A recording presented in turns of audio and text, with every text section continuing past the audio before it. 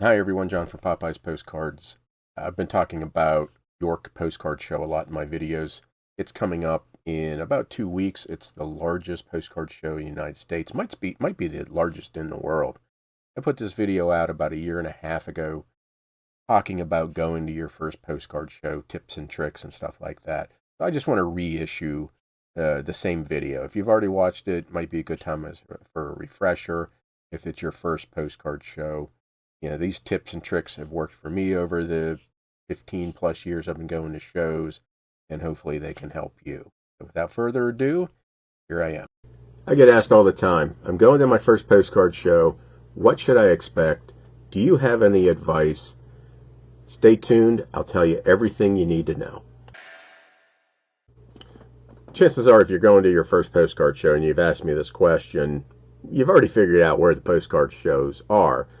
But if you haven't figured out where they are, there's several websites out there that you can check and find out when the next upcoming postcard shows are. First one, and I'll link these in the description below, postcardhistory.net. They have a section shows and events, and you can see this weekend, Dalesville, Virginia, the Roanoke, Virginia Postcard Show, 2-day event. And you can just plan out an event in advance where to go. The postcard history, it only goes up to several months out. This one, it ends in June. For those who want to plan out a little more, everybody knows Daniel over at Melzium, and he put together a really comprehensive list of all the postcard shows, and you can filter by state and date, but I believe his go out for the whole year. And there's also Bar's Postcard News and Ephemera. Bar's used to just have I think it was a monthly postcard news publication, and that has since dwindled away. And theirs is just online now. But you can see they also have the same information, and looks like they go out at least down to September. So now you know where to go. So this is a video from the 2021 York, Pennsylvania Postcard Show. I went there and I went live from the show, and it was shown on Matt Jackass Retro's channel. So everybody knows Matt. Go check out his channel. He does a daily packing show. But this is my video from that show. If you had to pick any postcard show and you're within, say, a 4-hour circle radius from York, Pennsylvania, this would probably be the one you need to go to. And what a whopper of a postcard show to pick as your first card show. Most postcard shows aren't going to be this big. I think this was the largest one in the United States, possibly the world. I know there's a couple in England that may, I think the Festival of Cards, that may rival this. But in the United States, this is the biggest. I'm going to have this loop, so we may see this a couple times. Just depends on how long I talk through this. So maybe a more localized show like that one in Roanoke, maybe they only have 15 dealers. This place had 75. Even if it is a smaller show, like the Have a Grace show that I used to vend at, 10 to 12 dealers, maybe 20, you're still looking at 500,000 cards at the minimum, and up to millions. 75 vendors. If you have most vendors that have 50 boxes, they're going to have 20,000 cards, one single vendor, and you times that by 75. Some dealers are going to have 50, 60, 70, maybe 100,000 cards on their table. What I'm saying is, you're going to be overwhelmed. You are not going to see every single card in that show. So why are you going? Are you going to cherry pick other dealers for resale purposes? And honestly, that's what I do. I think everybody knows that I do that. I don't know if everybody likes that I do that. But if you're going to resell, there's some specifics you need to be aware of. If you're going as a collector, there's some specifics. If you're going as a reseller, I would concentrate on, this is me, my advice, concentrate on the quarter to dollar boxes. Um, if you're, or take your BOLO list and hit those dealers and like Disney. I always look Disney, and some other topics that we'll talk about here in a second. But you go in, you find a dealer, sit down, and have your, have an idea of what you're looking for. For me, I sit down at a dollar box. I'm just going through as fast as I can, picking out cards that, the BOLO memory bank. So that first day, I'm going around, like I said, to the quarter boxes, the dollar boxes, and I'm concentrating on, um, finding good cards to resell. And usually that second day is when I have my specific topic.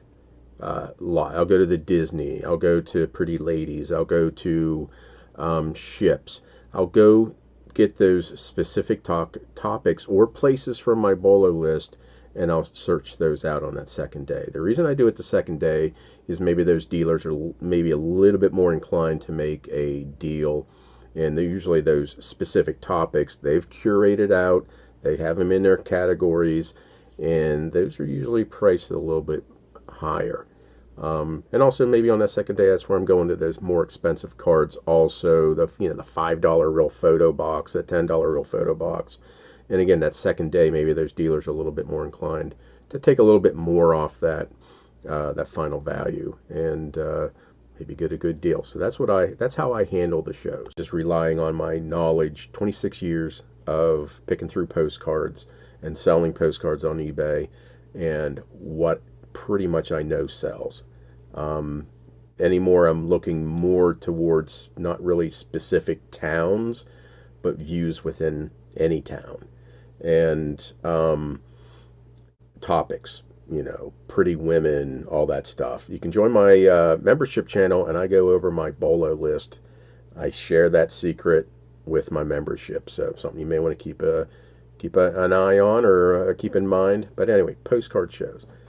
If you're just a true collector, you're going to have your list of what you want, and you can probably quit. You could probably hit all these dealers and just say, "Hey, do you have Disney?" And they'll point you in the right direction to the Disney box, or tell you, "No, I don't have Disney," and you can move on.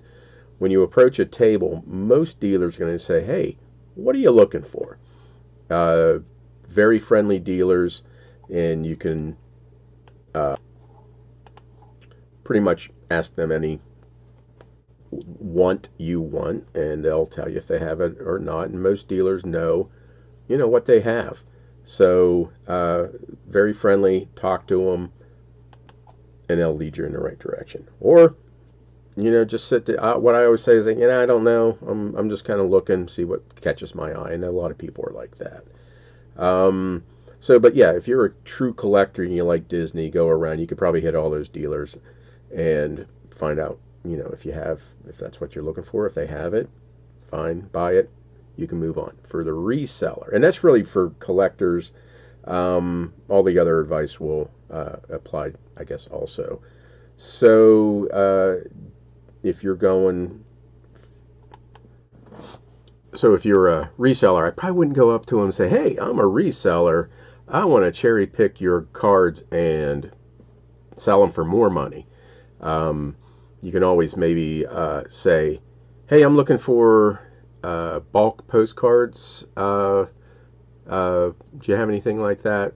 You're pretty much telling them you're a reseller, and they may be very willing to sell you bulk. The vast majority of these dealers don't sell on eBay, and they don't know current market price. And as a reseller, you can probably use that as to your advantage, but I wouldn't really announce that fact to these dealers. So again, what do you take? Cash, because almost every postcard show you're going to go to is going to have some type of entrance fee. I've yet to go to one that has like a card swipe to pay. Who knows? Maybe in the future they'll go to something like that. But right now it's cash. $5, $10. York, I think, is $10 for 2 days. So take cash. And the dealers. Very rarely have I seen a dealer have a swipey card to take credit card payments. So take cash, and obviously take only as much cash as you are willing to spend. Cost of goods sold, business expense. And also with cash, you have, say, if you go to a dollar table and you have 100 $1 cards, hey, ask the dealers, and I guess it's for collectors too. If you can ask for a discount. Some will have it automatically posted. Some you have to ask, and I would ask. No harm in asking. Some will be like, no, I'm firm. Okay, no worries. Some may give you a 20-25% discount, but if you have cash, much easier to do that. Some have taken personal checks, and I've only done that one time, and just because it was such a large order. So take cash. Use your credit card, probably maybe at the food truck or the food place, as some places do have that. So that kind of leads me to the second thing you need to take food and water. If you're serious, you're going to be there all day.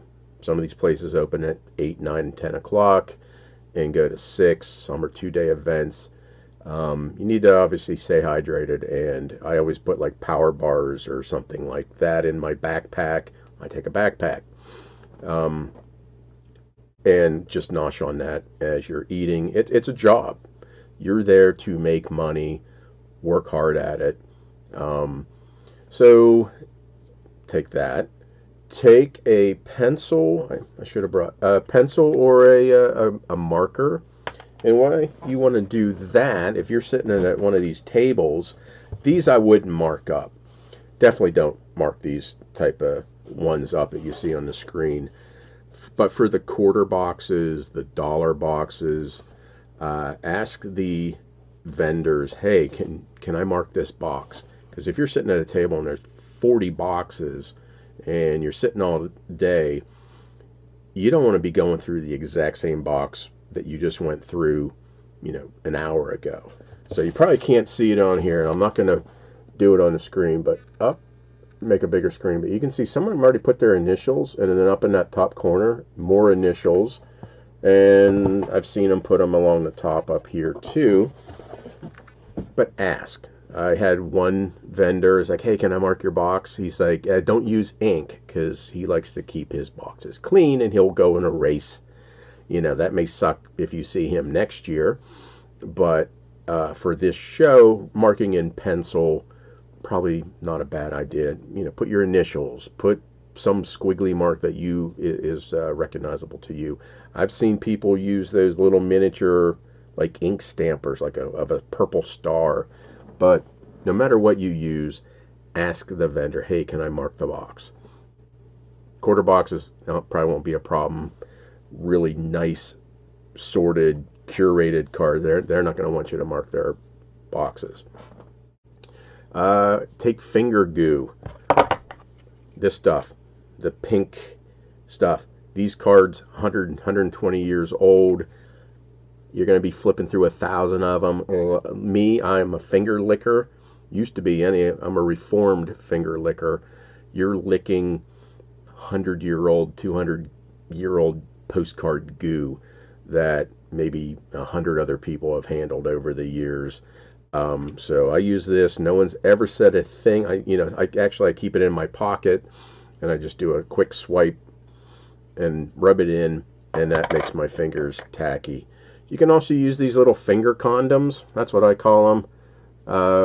Put them on your thumb, and it'll give you some tack, and you can flip through. I don't like wearing the condoms on my finger. Very uncomfortable. I know. So I prefer finger goo. Take that.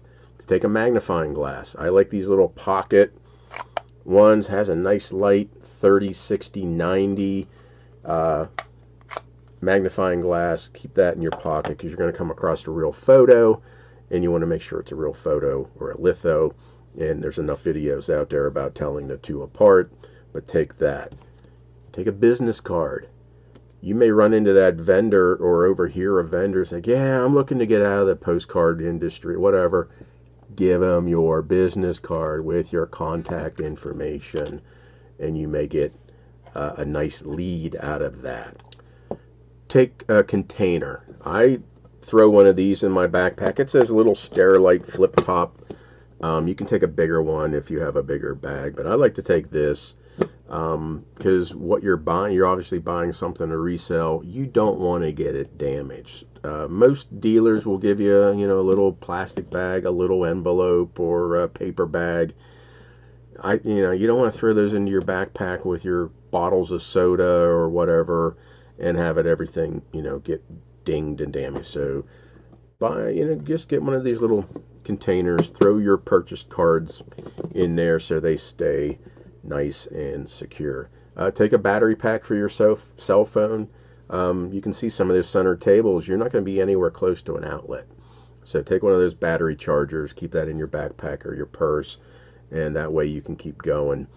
And, you don't have to go out to that vehicle and charge your phone and miss some of the show.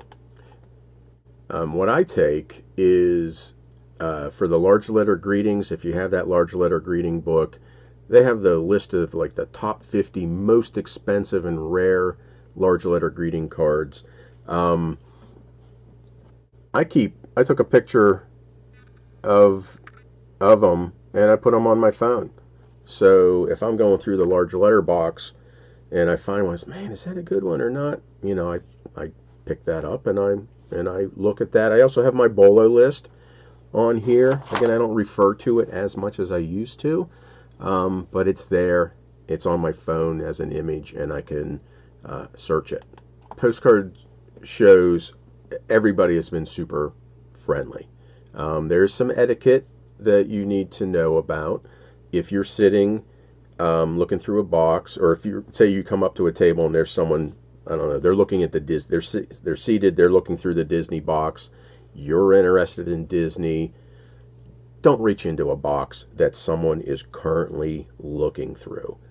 Don't do it.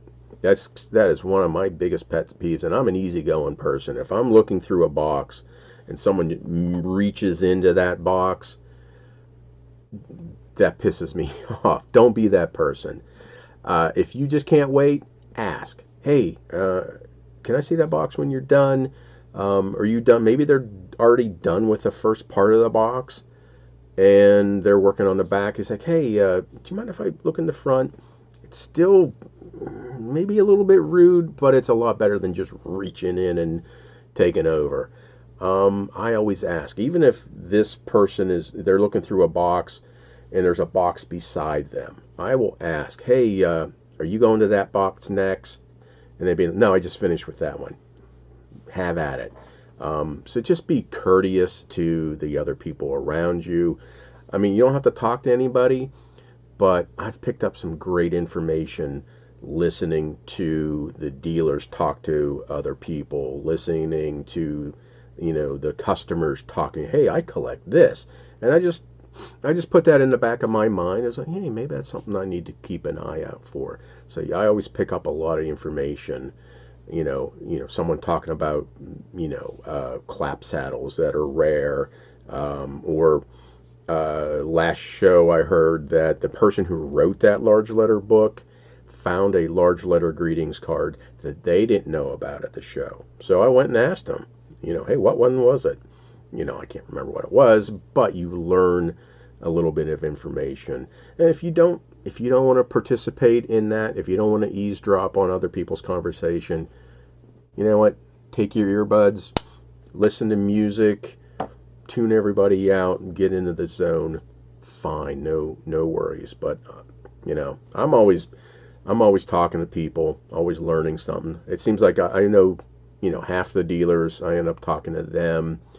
You've probably seen this video several times. I talked to one of the dealers, and there's a gentleman who runs the postcard history website, and I usually end up talking to people, for a couple hours. Um, but yeah, just go have a seat, have fun, be overwhelmed, um, and you'll get addicted to going to postcard shows. And it's a great thing to be involved in. And let me know in the comments below if you have any tips for going to a postcard show. Help the new people out. We got to get new people into this hobby, and so they're not intimidated, and that this hobby can continue. We definitely need a lot of youngins coming into the hobby. As you can see, there aren't too many 20-somethings at this show. It's definitely an older person's uh, game, hobby, whatever you want to call it, and we need to bring more people in. Even if they're buyers to resell, I personally don't think that is that big of an issue, because people are here, people are buying cards, and that's perpetuates the hobby. So again, if you have any tips for anybody else, go ahead and leave them in the comments below, and I hope to see you at a postcard show soon. Thank you.